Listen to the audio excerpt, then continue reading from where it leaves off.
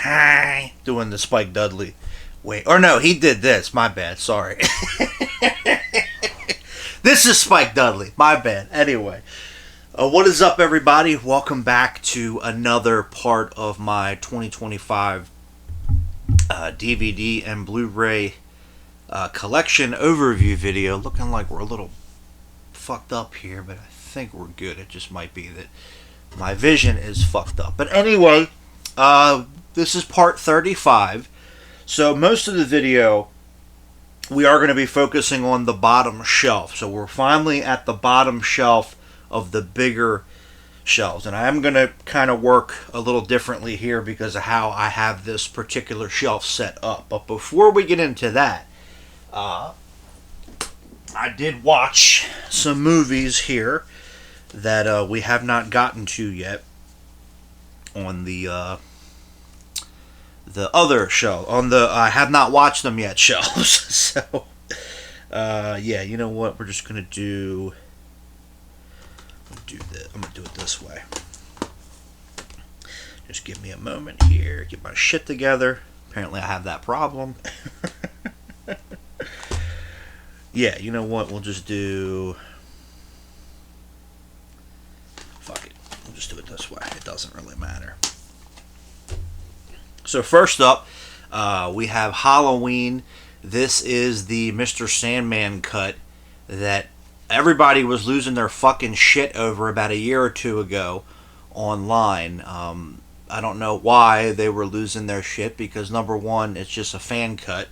And number two, in my opinion, it wasn't a very good fan cut. But I grabbed this one, and the person that did this did the other Halloween movie, the first 8, the good. Actually, no, they did the Rob Zombie ones, but I got rid of that because fuck the Rob Zombie movies.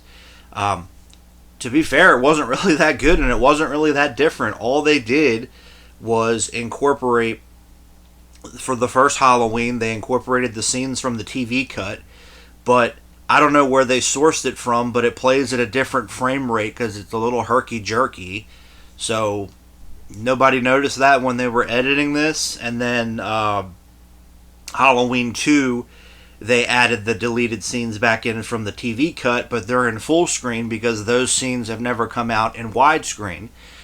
Because, I mean, they exist in widescreen because they were shot in widescreen when they shot the movie, but they've never been released, so I don't even know if there's edited, masters for those scenes. So they're in full screen.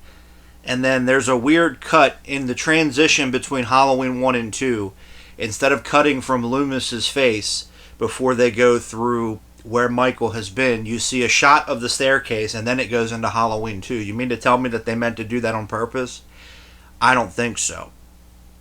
And then there's times when they're trying to play multiple music tracks and you can't hear one or the other. So I don't know why people made such a big fucking deal about this fan cut.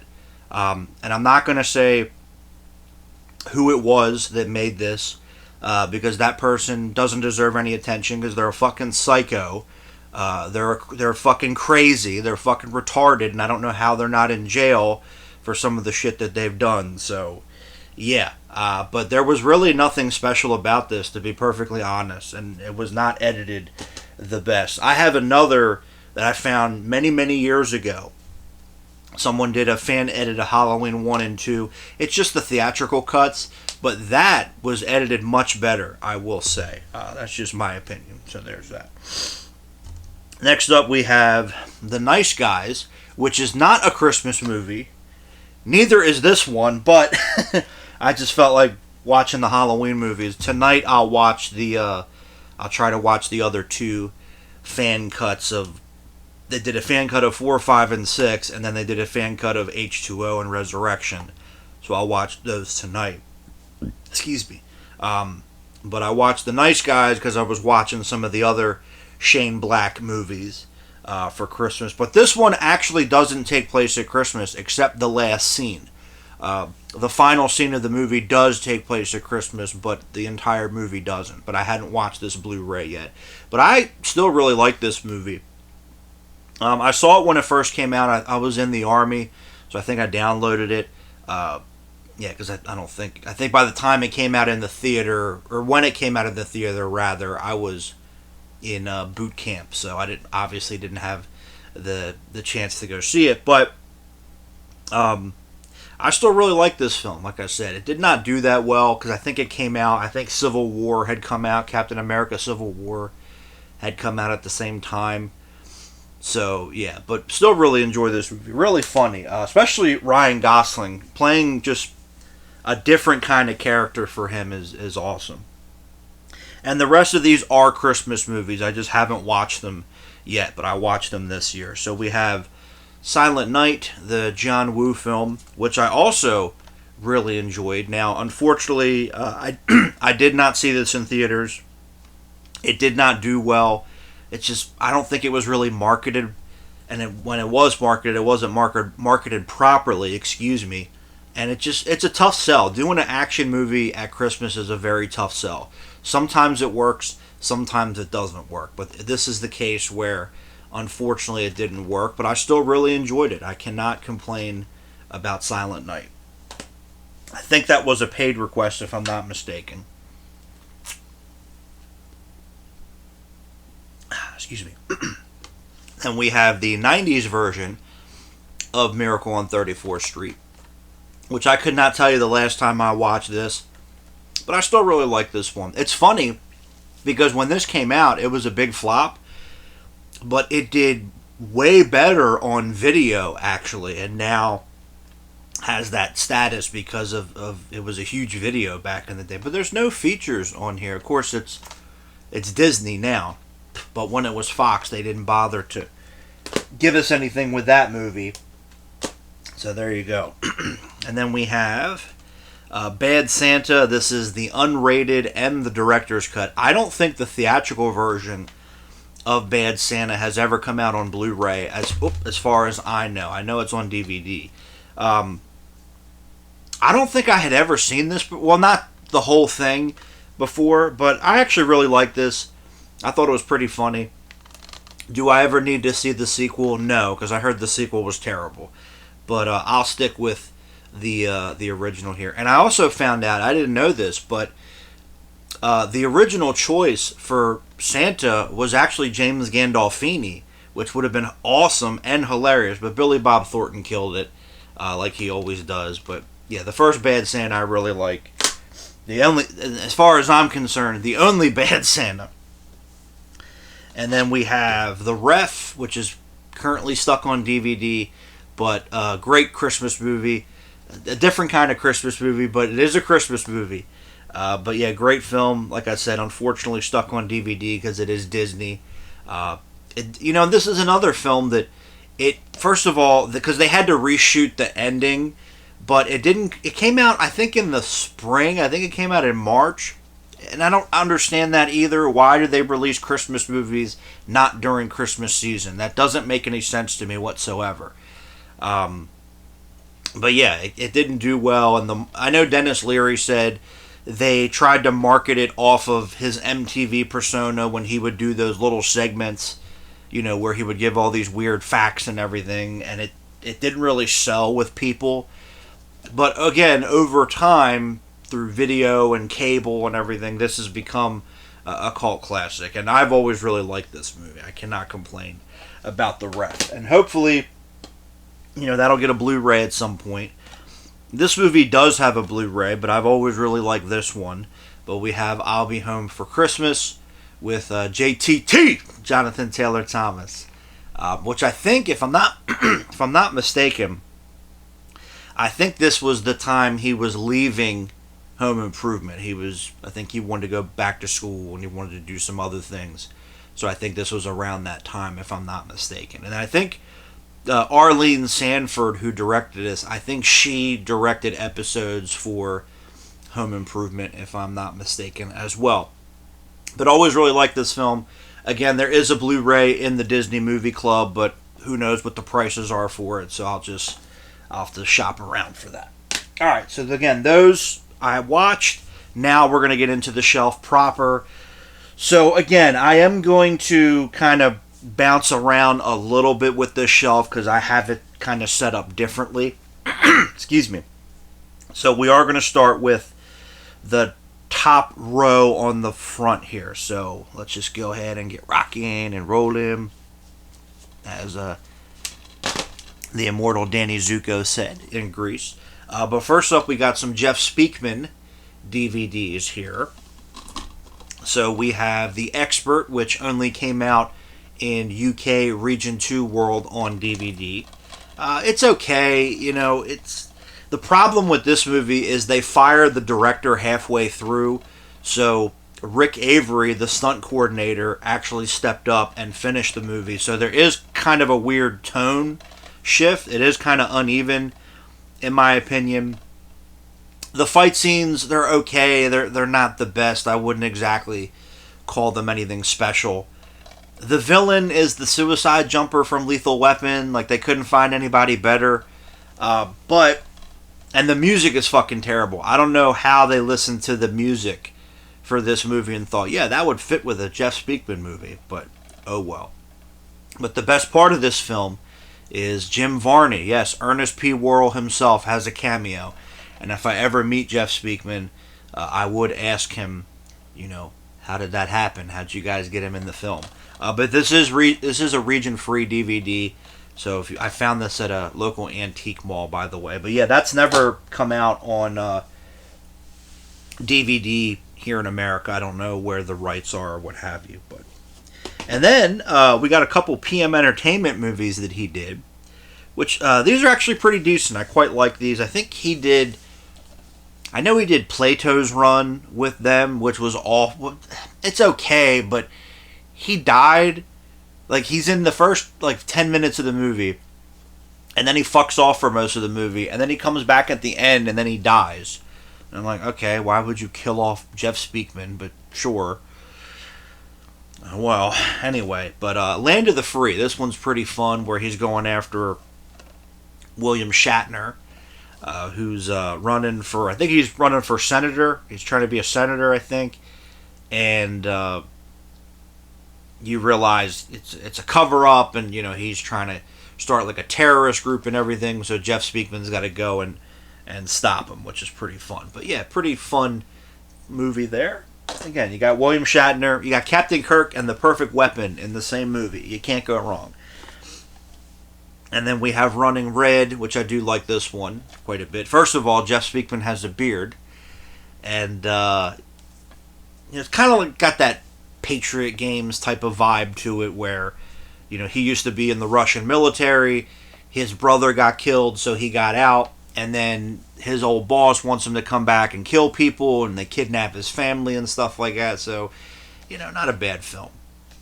And the very lovely Angie Everhart is in it. Unfortunately, she does not take her shirt off. She took her shirt off in some other films, but not this one. Alright, now I have the rest of these, but I have not watched them yet. But this was actually sent to me by director-screenwriter, aka Rich. But I want to say these came out in 2007, because there's no copyright date on these. But I want to say it was 2007. And Jeff Speakman did a series of DVDs with this is when he switched over to Kempo 5.0, which he took the old Kempo system and he kind of updated it for modern, purposes, which apparently pissed a lot of people off, which apparently still pisses a lot of people off. Why? Fuck if I know, but that's one of the reasons why I don't train anymore, because I'm tired of dealing with people's fucking egos and attitudes. So there you go. But he did do, again, a set of DVDs, because this obviously was the DVD era back in the 80s and the 90s. Everybody was doing VHS tapes of their curriculum and their system and everything. Sorry. But Jeff Speakman did one for his. This is the White Belt DVD, which this one's actually pretty cool. It has kind of a little introduction. He goes through the history of martial arts and his personal history of martial arts. And he goes just through some basics and stuff like that. But this is actually pretty cool. And then I have, again, all the other ones. I just haven't watched them yet, where he goes through all the techniques and the forms and everything. So, it is outdated. because he's constantly updating and changing things, and because that's how reality works. So, but it's still cool to have. It's Jeff Speakman.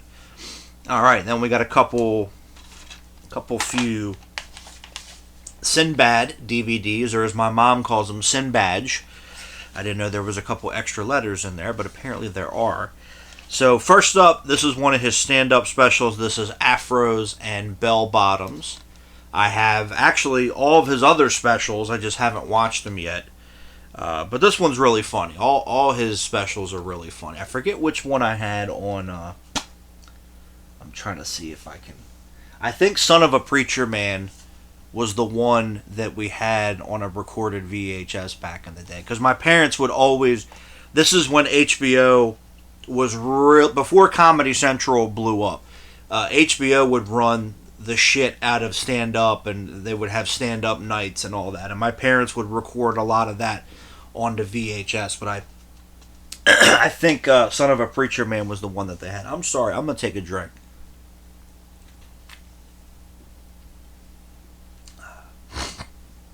Because I don't know what the fuck is going on with my throat. Sorry.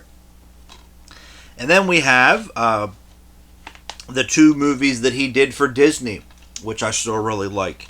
First up, we got House Guest, which is pretty fun. House Guest was actually shot in Pittsburgh. I think the whole movie was shot there, which is cool. But pretty funny movie. Also got Phil Hartman and Squints. You could see him on there from The Sandlot. But pretty good movie. And then we have First Kid, which I like this one more. This was the one that was always on TV growing up. This is the one that I always watched. I think we even got, I might still have it in there, but the VHS, when Blockbuster was selling all their VHS tapes, I think we bought it from there. Now, the shitty thing is House Guest is in widescreen. First Kid is in full screen. Why? Oh, I know why. Because it's fucking Disney. That's why. And they suck. But I think the Laserdisc might be in widescreen.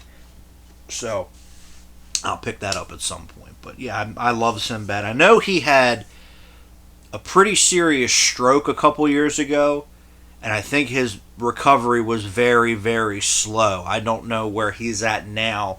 But the last that I saw of him, it looked like he was still having a lot of trouble recovering. So I hope again he is okay. I hope he is well. But we wish him nothing but the best, because I always loved his work. I always thought he was hilarious. So there you go. All right, now we got a couple of Cynthia Rothrock movies here, which these. Now I have a couple more. I have one more. Ah, shit, I should put. Yeah, all right. So I'll switch some things around, but I already covered Guardian Angel. We already covered that one in the previous segment. Do I have any more on DVD? No, I'm looking. I don't see any more. I have some on Blu-ray. A couple, or one more on Blu-ray. So getting there. But Cynthia is another one that I need to get more of her movies in my collection. So first up, we have China O'Brien, which is out from Vinegar Syndrome on Blu-ray. I'll have to pick up those two because it's 1 and 2. And then we have a little cheapo double feature here. This has, I think it says it's Angel of Fury, but I think it's actually a different movie if I'm not mistaken. I don't have my my list in front of me, but I want to say it's a different film. Excuse me. I could be wrong on that. And then we have Breathing Fire with Ke Huy Quan, which is another little B martial arts movie, because I guess they were trying to make him into an action star for a little bit, because he actually does have a martial arts background, because after he stopped making or after he stopped starring in movies, he ended up becoming a fight choreographer for a number of years. I know he worked on at least the first X-Men as a fight coordinator, but I think he worked on some other movies as well. But yeah, and I will check before I upload this, I will check, because I want to say that's not Angel of Fury. I want to say it's a different movie, but I'll look that up before I upload the video here. So my bad. Oh shit. Next up we have The Freshman. Really enjoyed this film. I want to say there might be a Blu-ray for this. I'm not entirely sure. There might be, but this is another one that I always remember being on TV as a kid, and I would watch it a lot. And I'm like, why is Don Corleone in this comedy? But it is an interesting movie if you look at it, because Marlon Brando he plays a character that resembles Don Corleone, so it's like the unofficial Godfather parody, I would suppose. But it's just funny kind of how it happened. But I like this movie. I think it's pretty funny. And then we have another mafia parody here. It kind of goes hand in hand. But Johnny Dangerously. Always really enjoyed this film. Always had a lot of fun with this one. No Blu-ray, sadly, because fucking Disney owns it. But it was Fox before that. But yes, unfortunately, no Blu-ray. And it is directed by Amy Heckerling, and nobody ever talks about her. That's what I love. All this diversity bullshit, all this equality bullshit, but we always had it. We always had female directors. Amy Heckerling, Catherine Bigelow, Tamara Davis, Betty Thomas. Oh my God, I can't think of her name right now. Penny Marshall. She directed some pretty successful movies, but nobody ever talks about her. But Patty Jenkins is the only female director that ever mattered. Suck my nuts. So there's that. What has Patty Jenkins directed since Wonder Woman 84, where Wonder Woman rapes men and gets away with it? Gee, I wonder. So there you go. She can't be that great then. Kiss my black ass. Anyway, moving on. We have The Ghost in the Darkness, which I really enjoy this film. There is a Blu-ray for this, so I definitely want to pick that up. But always really liked this film. This is another one that I remember would play a lot on TV back in the day, on cable, I think mostly. But solid movie. I don't think it's as bad as people says it is. It didn't do well when it came out, but again, I always thought it was a pretty solid movie. Can't complain. All right, next up we have Viva la Bam! So there you go. Love this show. Yes, most of it was not real. I don't know why that's a shock to people. You can't just blow shit up in the middle of Pennsylvania without having planning and permits and stuff like that. I mean, most of it was just set up for MTV and stuff. But as April said, MTV's paying for everything, so you guys can destroy whatever you want. So there you go. But I did meet Bam a couple years ago.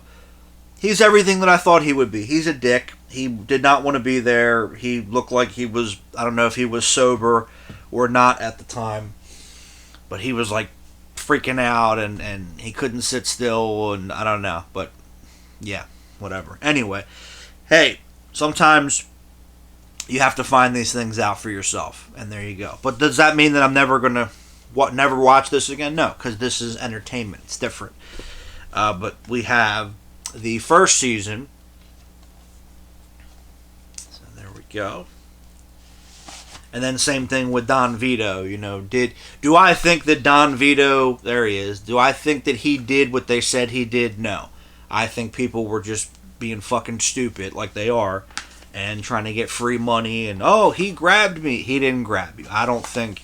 The guy was, he was a goof and stuff like that, but do I think that he was a child molester and a pedo? No, people were just trying to get free money, and, oh, let's pick on this guy. So there you go. Believe none of what you hear and half of what you see. So there's that. Then we have seasons 2 and 3, which apparently, like the Jackass DVDs, which we will cover later because I haven't watched the series yet. Well, the series, we'll get into that when we get into that. These actually sold very well back in the day when Jesus Christ, ESPN would show Viva La Bam. When MTV actually put out their stuff on DVD, their original shows and stuff like that. But apparently, yeah, Jackass and Viva La Bam sold very well.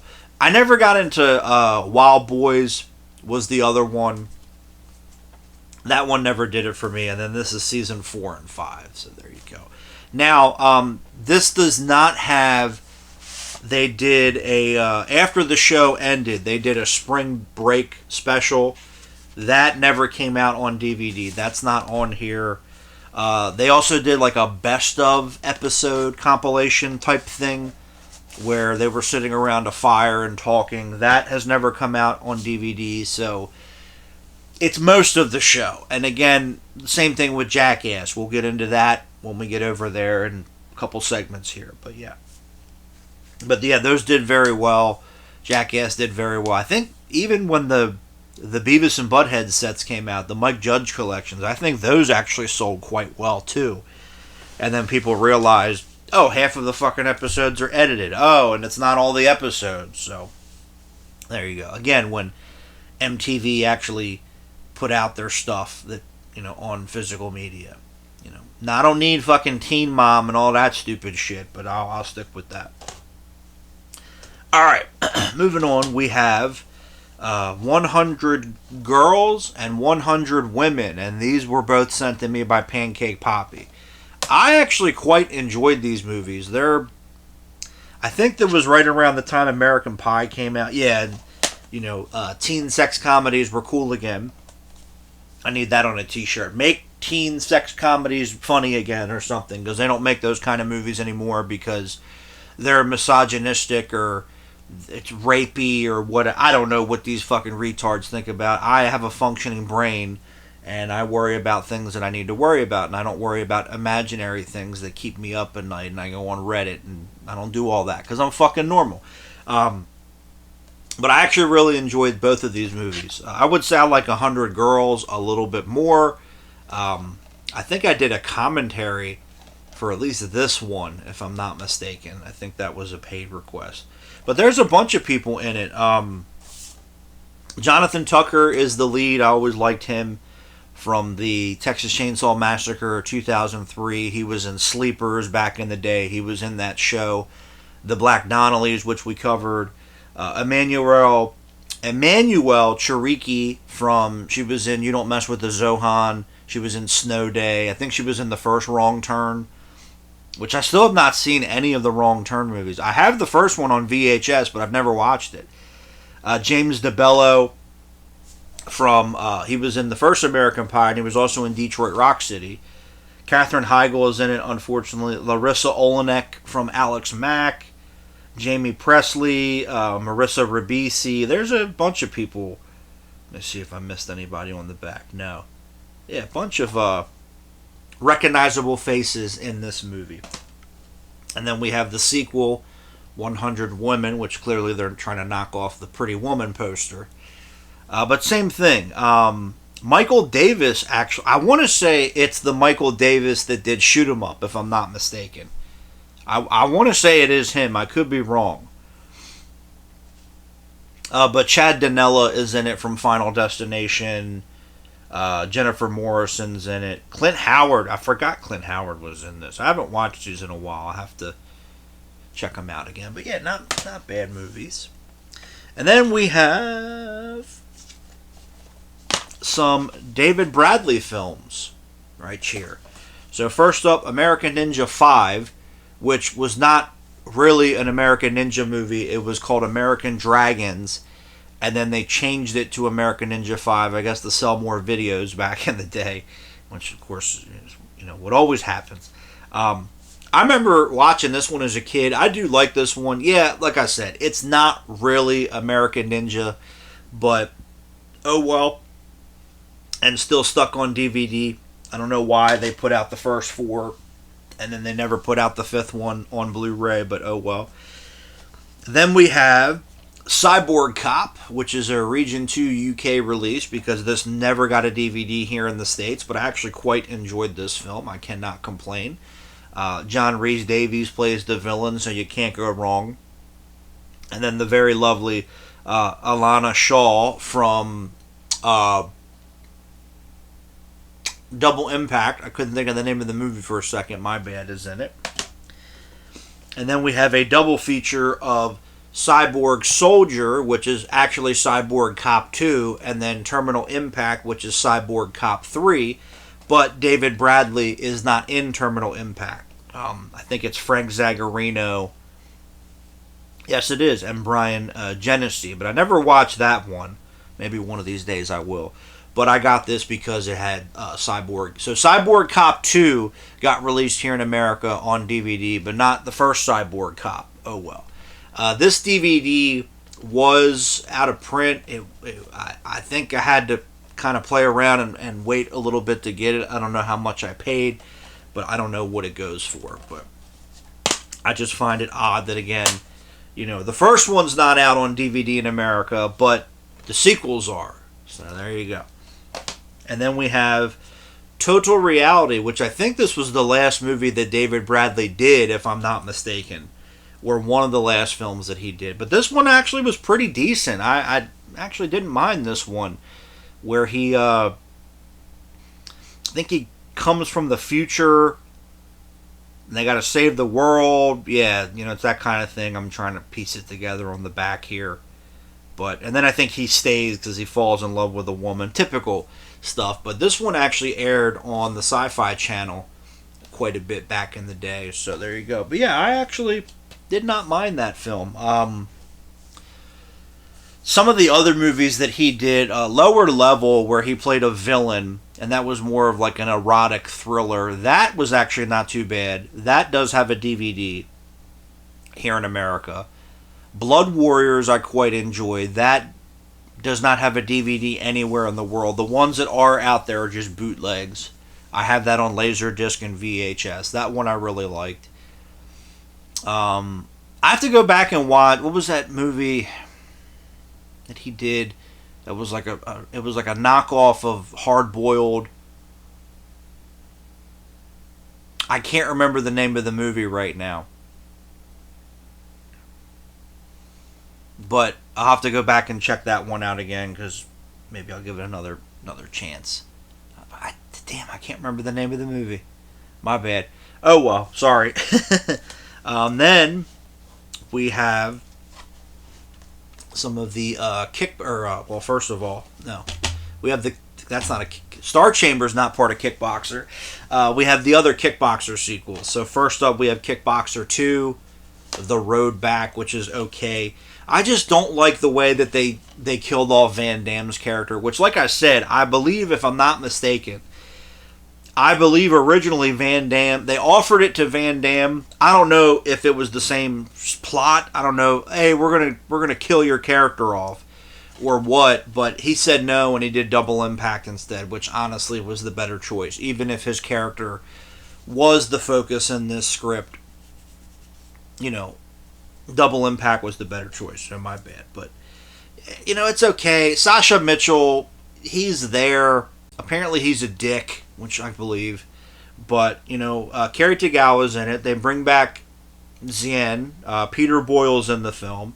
It's directed by Albert Pion, and I think this is one of the better Albert Pion films as far as I'm concerned. Better than Kickboxer? No, not really, but it's okay. I don't mind it. And then we have Kickboxer 3, The Art of War, and Kickboxer 4, The Aggressor. So you got those in there, which Kickboxer 3 is pretty cool because they're running around shooting guns and stuff. And then Kickboxer 4, it tried to be like darker and more serious, and it's got some good fights in it. So yeah, the fights aren't too bad. And then Albert Pion did 4. So he did Kickboxer 2 and 4, which I think, again, are some of his better movies. But I like Nemesis. Dangerously Close was kind of but he did Cyborg, which I'd probably say is my favorite movie that he did. But there you go. And then we have The Star Chamber, which is a pretty cool kind of revenge vigilante movie directed by Peter Hyams. There is a Blu-ray for this out there. I just don't have it, but I actually quite enjoyed this film. I don't know why they have the Photoshop cover of Michael Douglas with a gun, because I don't think he actually uses a gun in the movie. But again, I did enjoy this movie quite a bit. It's Peter Hyams. Michael Douglas, I'm a big fan of. So there you go. We are going to do a little cut, because I actually have to go to the bathroom, and I don't want to explode on a Monday morning, because that's not how I want to start off my week. So don't you go change it. Alright, now that I'm not dead, because again, we can't be exploding on a Monday morning. We can't start the week off like that. We're going to be moving on now. We've got some more Olivier Gruner. This is all the DVDs I have left over, or whatever. Anyway, so first up, we have TNT. This one's okay. It's trying to be like Commando for the most part, but half of the movie it's kind of sluggish, and then it kind of picks up, and it's all right. I mean, it's not the greatest movie ever. It's not the worst movie ever. But Eric Roberts is in it, so I can't really complain. And Randy Travis. I would love to know how they got... I know how they got Eric Roberts, because the guy never stops working, which is good. It's not a bad thing. And then, I would love to know how they got Randy Travis in this. And then we have Interceptor Force, which Sci-Fi Channel movie. I used to watch this a lot, because they used to run this a lot. This one and the sequel, which we'll get to in a moment here.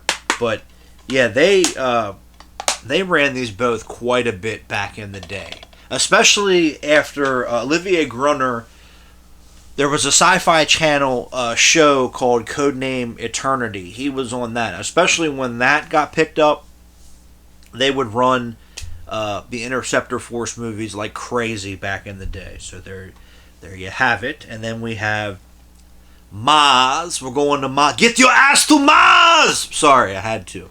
But this is one of those slim platinum DVDs, which once again became Echo Bridge. I remember this one being okay. I haven't watched it in quite a while. Scott Valentine is in it from My Demon Lover. Need to get that on Blu-ray.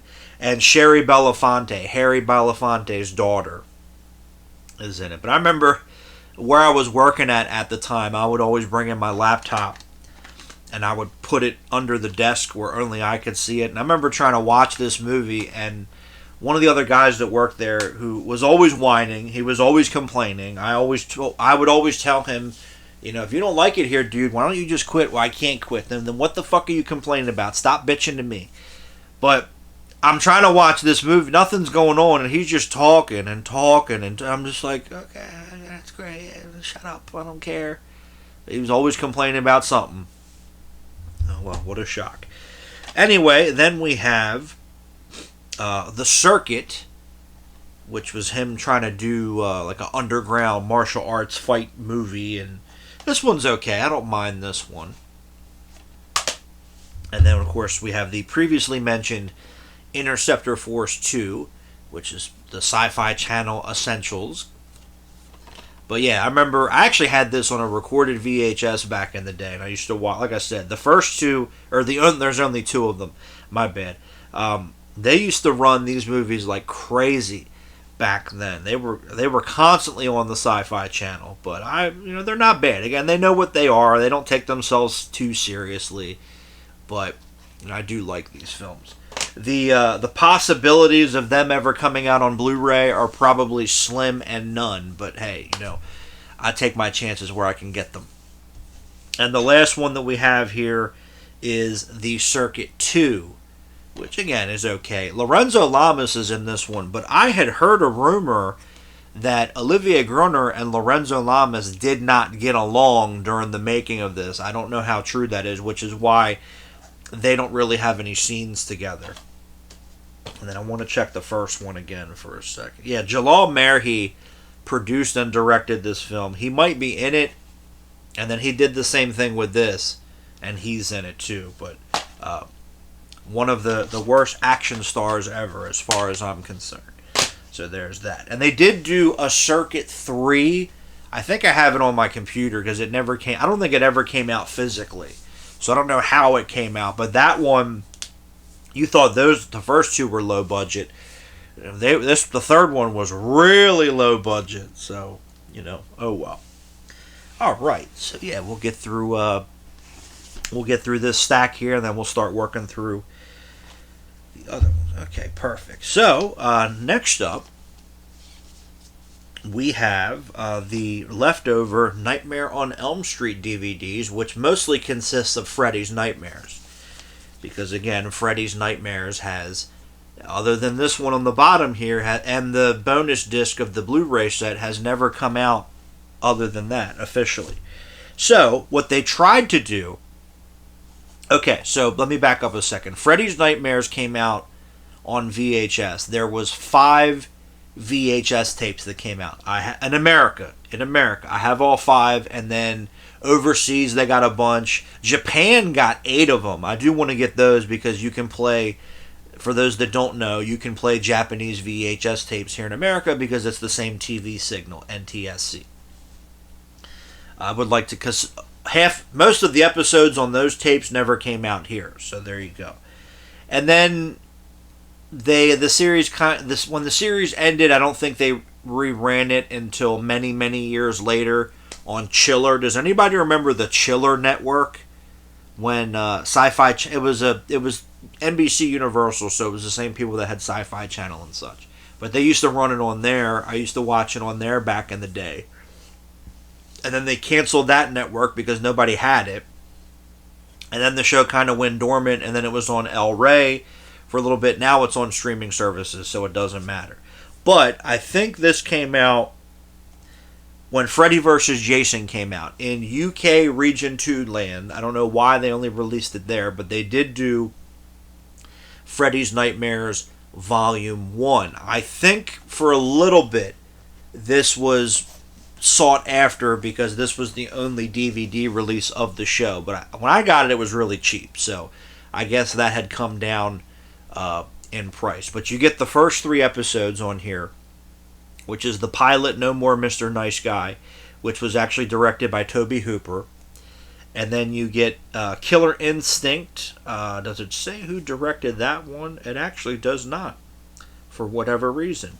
I don't know. And then It's a Miserable Life, which I believe that was the episode. I think Lard Park Lincoln was in that one. And it's also directed by Tom McLaughlin, who did, I almost said Freddy vs. Jason, but no. It would have been great if he did Freddy vs. Jason.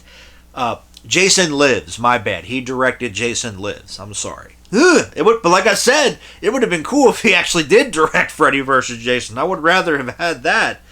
That's just me. But this did not sell, apparently, so they were planning... Volume 2 and 3 were actually scheduled to come out that same year, 2003, but they pulled it because these didn't sell well. And then Killer Instinct, that was the episode with Lori Petty as the track star. So there you go. Now, it's weird because here in America, when I think also worldwide, when the Nightmare on Elm Street, the original Blu-ray set came out, which I still love, by the way. I don't think I'm ever going to upgrade because I don't need them on 4K, and for barely any new extra features, I'm good. The only thing that interests me about that 4K set is the uncut version of Part 5 in HD, because that only ever came out on VHS and Laserdisc, and I have both. But when that DVD came out, the 2 episodes that they put was Killer Instinct and It's a Miserable Life. They did not put the pilot on there for whatever reason. So I think Warner Brothers just took the master files off of this and put it on there, which is why it's on a DVD. So yeah, this is the only official DVD release of Freddy's Nightmares that we got. And again, I don't know why it didn't come out in America. So then, actually, I got the rest of these from the same guy. So many, many years ago, I talked about this before, there was a website called iOffer. I think they're still around, but that's where I used to go and get a lot of the bootleg type of stuff because they had no problem selling it on there. eBay, it's weird because you have to word it a certain way to put it on eBay or they'll take it down. Because when the very little time that I sold stuff on eBay, which You know, it's so funny to me. All these people talk about, well, I'm a reseller, I'm this, I'm that. Well, you're not really making any money, trust me. Been there, done that. You're not making any money on there because eBay gets most of it. The house always wins. Come on now. Those people just crack me up for many different reasons, but get a fucking real job, you bum. Anyway, so you have on eBay you would have to word it differently. That's why I would look around and go on I offer and get different stuff. So I got the Halloween, the Curse of Michael Myers, the producer's cut set from the same guy as I got this. But it was weird because the guy lived in Puerto Rico. He only accepted a money order, but then it came from Texas. So it was very strange. It was a very strange situation, but luckily I got, and it's kind of funny how it's always the same fucking story with these bootleg sellers, and now with these people that do these custom Blu-rays like I talked about with the Halloween Mr. Sandman cut. It's always the same story with these fucking people. It's always an excuse. They always act like a bunch of fucking pricks and dickheads, and they want to threaten people and threaten to kill them and all. Like, what the fuck is wrong with you? You know what I mean? Over a goddamn Blu-ray, you get that much upset? Like the fucking Dark Forest, the farmer. Me and Matt were talking about on the live stream, but anyway, but I did get them. But so these are actually bootleg. Well, the Freddy's Nightmares at least. This is a bootleg of a bootleg, actually, because the guy that put these... I remember back in the day, there was a Nightmare on Elm Street fan website, and I think also the guy ran the Friday the 13th one. It was called NightmareOnElmStreetFilms.com, which is still up. I believe the Friday the 13th one is still up as well, so somebody's paying for the Dominion, or the domain name, which is weird. But the guy on the Nightmare on Elm Street site, and like I said, I think it might have been the same guy. He was selling these on his website. You could go on there and buy them, and they were cleaned up to the best of the ability and stuff like that. So I bought these off of iOffer. I did a review. I reviewed Freddy's Nightmares, and the guy that originally created these sets commented on the video, and we were chatting for a while, and he said, because I talked about how these are really compressed, you can't really see it too much and everything, and he was like, dude, you got ripped off. He goes, that's not my set. He goes, my set was clean, and you could see everything. He goes, I don't know who did what to that, but that's not mine. I said, oh, no, I'm sorry, and everything. He goes, no. He goes, don't worry about it. It's no big deal. He said, but I just upgraded them to Blu-ray.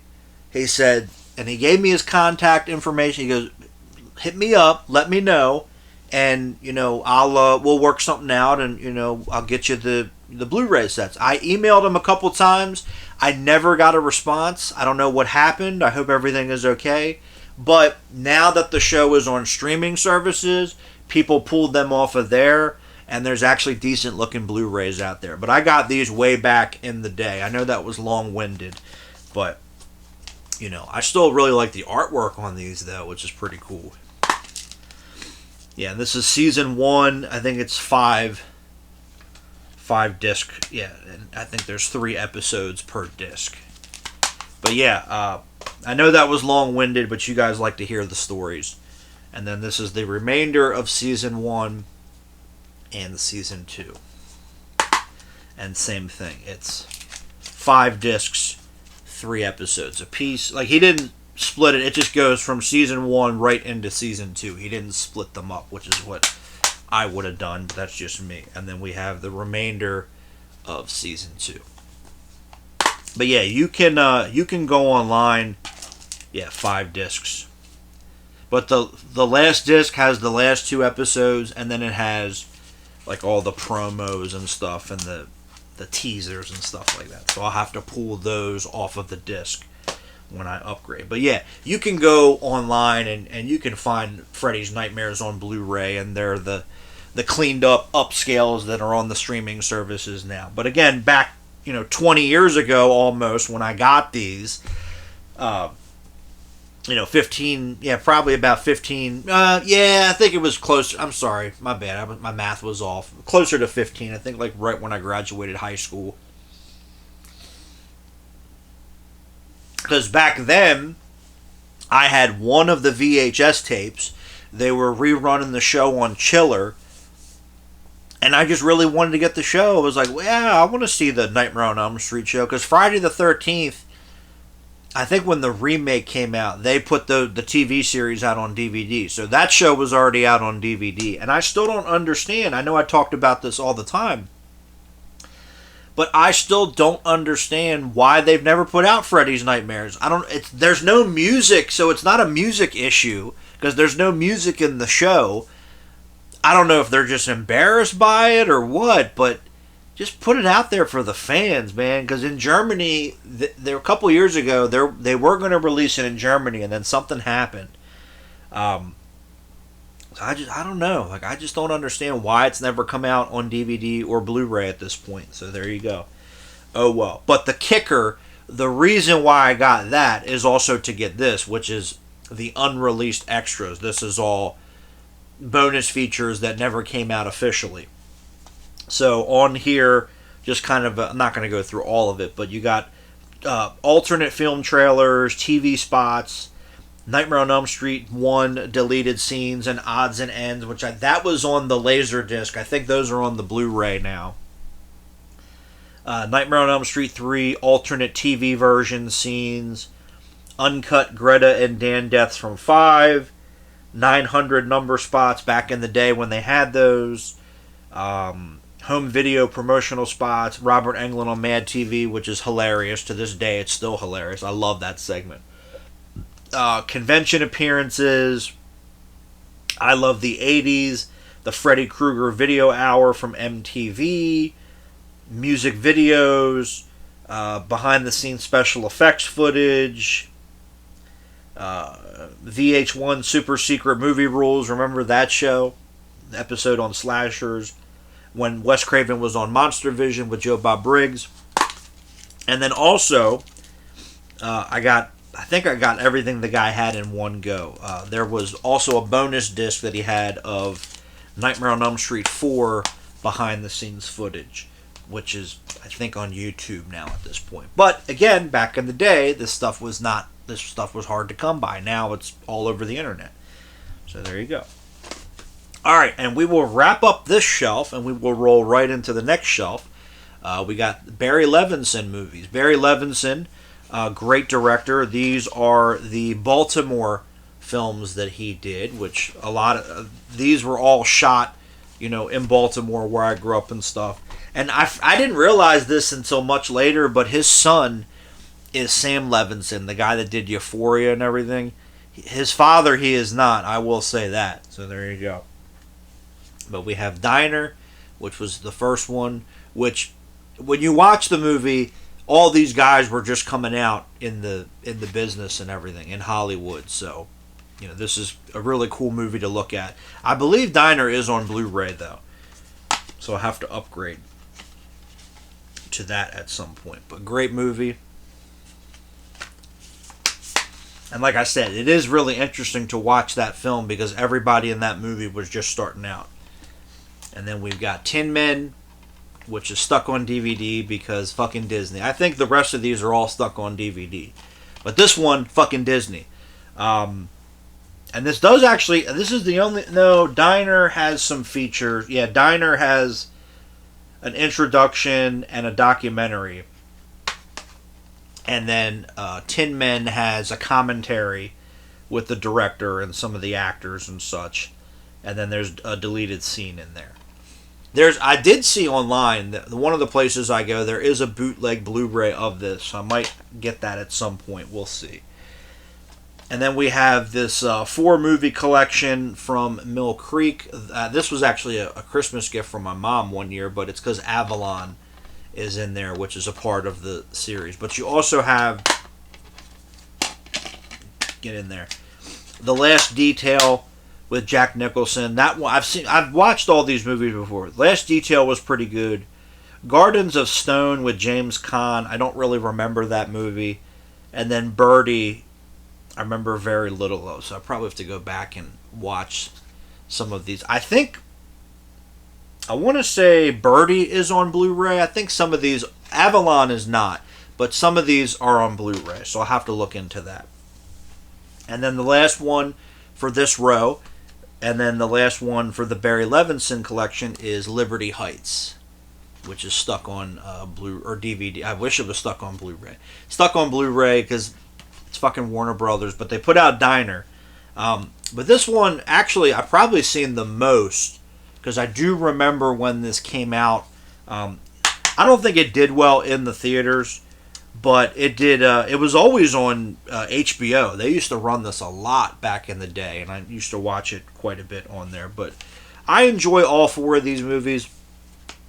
Yep, I'm a sucker for them because they were shot where I grew up. I watch it's like, oh, that's Patterson Park. Oh, yeah, that's actually over where I used to live and stuff. So, all good movies. But I think, again, Diner is the only one that is on Blu-ray at this present time officially. All right, so we'll go probably another 10, 15 minutes. I know we're getting close to the hour mark, but yeah, let's just... Let's do a couple more, and then we'll cut it for part 2, or not part 2, but the next part, and we'll probably finish up this row or this shelf in the next segment, and then we'll start rocking and rolling on the next one. That's the plan, right? Anyway, all right, cool. Let's do that. So, got a bunch of Steve McQueen DVDs here, which I think. Most of these are on Blu-ray. I just have to upgrade. I just haven't upgraded yet. You would think that I would, but I haven't. So first up, this is not on Blu-ray, but we have the complete series of Wanted Dead or Alive, which not what made Steve McQueen a star, but this is kind of what got him noticed back in the day. And there's a shit ton. There's some extras on here, which is pretty cool, which is kind of rare for Mill Creek. But a bunch of great actors guest starred on here. Richard Donner directed episodes. So yeah, it's crazy, who is in this show when you watch it. And then we have Hell is for Heroes, which I think this one might be on Blu-ray. I'm not entirely sure about that. Like I said, I think most of the movies are now on Blu-ray, but again, I have to look into that. Then we have Nevada Smith, which again might be on Blu-ray. I'm not sure. And I love that, because did these come out at the same time? Yeah, around the same time. I love that the artwork is pretty much exactly the same, because this was 2006 and 2007, so that's when they really started getting lazy on the artwork, and the Photoshop really kicked in, and they would re-release the movies with the shitty Photoshop artwork. I hate it. We've already gone over several examples of that. Then we have The Sand Pebbles, which is the 20th Century Fox Cinema Classics Collection. Well, this one's pretty good. I do quite like this movie. Got a bunch of extras on here. You get actually, you get two versions of the movie. You get the theatrical cut, and then you get the original roadshow version, which back in the day they would do that. They would do it, like a play or something. There would be an intermission and everything, and then you get a bunch of making of and all sorts of stuff on here, which is pretty cool. And it also has Candice Bergen, Richard Crenna, Richard Attenborough, who of course would work with Steve McQueen later in... Actually, before this, I'm sorry, this was later. Before this, they had worked on The Great Escape. Great Escape came out before this, my bad. Mako is also in this. There's a bunch of people in this movie. But yeah, quite enjoyed The Sand Pebbles. And then we have Les Mis, which was more of a passion project for Steve McQueen. This was more of him... trying to do something that he really wanted to do. It didn't do well, but still a pretty good movie. The movie that really made him a star was The Blob. And then after that, things took off. And then we have Junior Bonner, which I'm pretty sure this one's on Blu-ray. I think Lamaze is on Blu-ray, but it's out of print, so I don't know what the prices go for. I'm pretty sure Sand Pebbles is on Blu-ray. I know this one's on Blu-ray, I just don't have it. We got Papillon, with him and Dustin Hoffman in prison. Then we have Tom Horn, which was one of the last movies that he did, which I don't think this one is on Blu-ray. Again, I could be wrong, but I don't think this one actually has a Blu-ray. And then we have The Hunter, which I do quite like this film. This was the last movie that he did. This did get a Blu-ray here in America from Kino, and then it also got a Blu-ray in Australia, I think from Viavision. But they have different extras, so I end up getting both. And then again, there's that same Steve McQueen template artwork. But yeah, I really enjoyed this film. It's definitely one of my favorite Steve McQueen movies. But I love Steve McQueen. I remember first getting into his stuff as a kid, and the first time I had heard of Steve McQueen was I think it was like Car and Driver magazine did an article about him. And I was like, oh, I know this guy. He used to work out with Bruce Lee. And that's when from there it went. So there you go. All right. So we will, speaking of Steve McQueen, a guy that was compared to Steve McQueen, and I did not intend to put these on the shelf together, but I did. But we have Michael Dudikoff. And like I said, we will...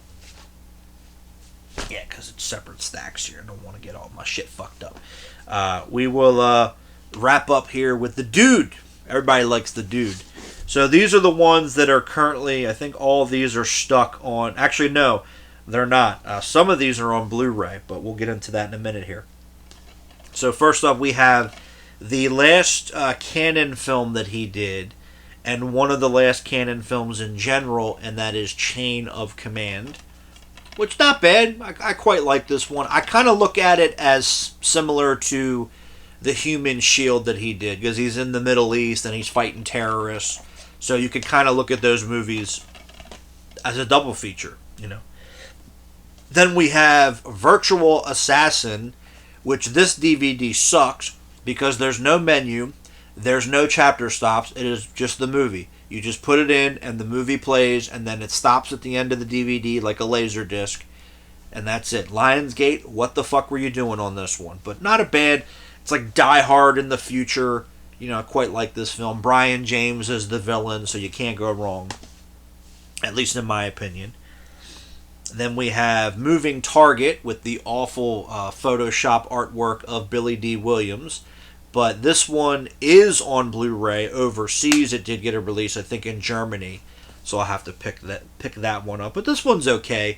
This, after Cannon films, Michael Dudikoff just couldn't catch a break, to be honest. But after Cannon films, his career went kind of lower budgeted. But he did do some movies that I enjoy. Like, I like this. You know, I'm a sucker for a Die Hard knockoff. You know, this one's not too bad with him and Billy D. Williams. Also, the very attractive Michelle Johnson is in this one, who plays Dudikoff's wife, who I always thought she was immensely gorgeous, at least in my opinion. She was in The Glimmer Man with Seagal, but most of her scenes got cut. But yeah, Michelle Johnson was a babe back in the day, I will say that. So, but you know, he made some good little films.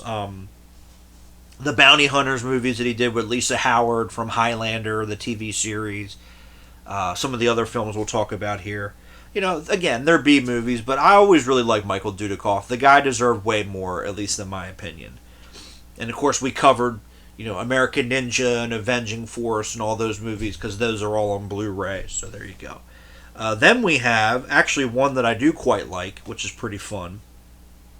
And it does have a Blu-ray overseas. I need to pick it up. But we have Crash Dive, which is Die Hard on a submarine, basically. But this one's pretty fun. I do quite like this one. Frederick Forrest is in it. Also, Christopher Titus, the comedian, is in this one. I did not know that until I started watching the movie. But, yeah, this one's actually pretty fun. I do quite like this film. Like I said, I need to get it on that German Blu-ray that came out. Then they did a remake of that called Countermeasures, which was not good. So Michael Dudikoff was remaking his own movies before it was cool. What? Go figure, right? Then we have Deadly Shooter. I don't know why they changed the name for the Blu-ray. It was just called The Shooter. But this is a Western that he did. Not bad. I do quite like this one. Randy Travis is also in it. Also, William Smith, Conan's dad, amongst a million other movies, is in this movie as well. But not a bad little western. But always liked William Smith. Always played a great villain. From what I understand, he was a wonderful man in real life. So there you go. But always played a great bad guy. And then we have, speaking of movies that would later get remade, we have Black Thunder, which is him going after this plane and everything. Steven Seagal actually remade this movie as Flight of Fury, and they even took footage from this movie to put into that movie. And I think the people that made this sued the people that made Flight of Fury, and I think they won, if I'm not mistaken. But this one's okay. I don't mind this. Richard Norton is one of the bad guys as well, so you can't go wrong. Rest in peace, Richard Norton. But yeah, not too bad. I think I also have that on VHS. And then we have The Silencer, which is more, Michael Dudikoff plays more of the mentor in this movie. He did fine. The lead guy though, Brendan Elliott, I couldn't fucking stand him. I thought he was super fucking annoying. But Michael Dudikoff I do quite like in this film. So this is a Canadian DVD because it only came out in Canada. It didn't get a stateside release, but Canada's our evil top hat, so there you go. And then we have Black Horizon, which is this at this point in his career, it was just stock footage city, baby. You know, a lot of the movies that he was making into the 2000s, they were just recycling footage from other films, like some of the movies I talked about with Dean Cain. But the reason why I kept this, because it's not that good of a movie, but there's actually a director's commentary on here, and I think it's Fred Olen Ray, and he talks about Michael Dudikoff and such on there, and so that's actually why I kept the DVD, so there you go. And then, I actually really enjoyed this show, but it's Cobra. Really like this one. Stephen Cannell did it, the guy that did Renegade and such, and it's pretty fun. It just, you know, he was a Navy SEAL, he went AWOL, he got killed and they reconstructed his face and everything, and then he starts working for this agency and goes after bad guys. Unfortunately, it was only one season, but again, I actually really like this one. If you can find it, this is the Mill Creek release. It's out of print. I don't know what the prices go for. I think I found it decently priced, but this is pretty fun. James Tolkien from Back to the Future plays his boss. He's pretty fun in this as well. When I met him, I brought this up, and he goes, "Oh, you remember that show?" I was like, "Yeah." He goes, "Yeah, because we had a great time doing that." He goes, "We had a lot of fun." He said, "I loved working with Michael Dudikoff. He was great." I was like, "Cool." And the very lovely Alison Hossack is also in it as well. She was a babe back in the day as well. So there you go. But good show. Check that out. I think it's on some of the, I think Tubi and some of the free streaming platforms it's out there. It might actually be on YouTube as well. But you can find that pretty easily, I think, digitally. Physically, I don't know. So you'd have to look into that. But that's it. We're gonna call it a part there. Part 35. It's great. Again, I'm telling you, we're gonna get to 50. But we will pick back up in part 36. So we will wrap up the top back shelf. That's what we're working on now. And then hopefully we'll get the front done. But like I said, I did kind of switch it up a little bit because of how I have it set up. But it's really not that big of a deal, I suppose. So we'll catch you guys on the next one. As always, thank you for watching. Most importantly, take care of yourselves. We'll talk to y'all soon. Later.